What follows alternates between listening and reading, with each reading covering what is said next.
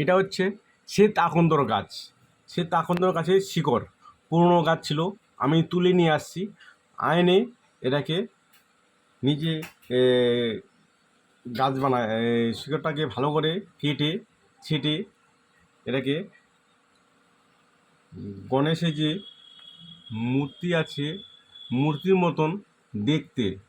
এই গাছটা কাজে লাগবে, দুয়ারের সামনে উপরে ঝুলিয়ে রাখতে হবে, রাখার পরে ব্যবসার দিকে, বাড়ির উন্নতির দিকে খুব উপকার দিবে।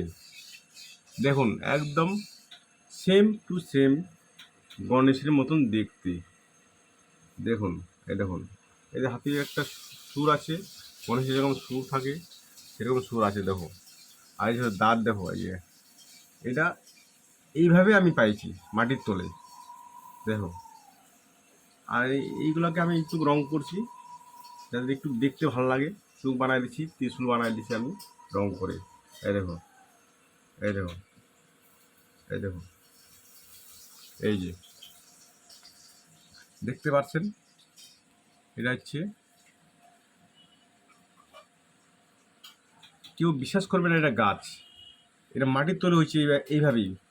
দেখেন সুরটা, দেখেন দেখেন, কপালটা দেখো, এই দেখো, এই যে কপাল, এই যে চোখ, এই যে দাঁত, মানুষের দাঁত। কাকে কাকে ভালো লাগলে কমেন্ট করবেন।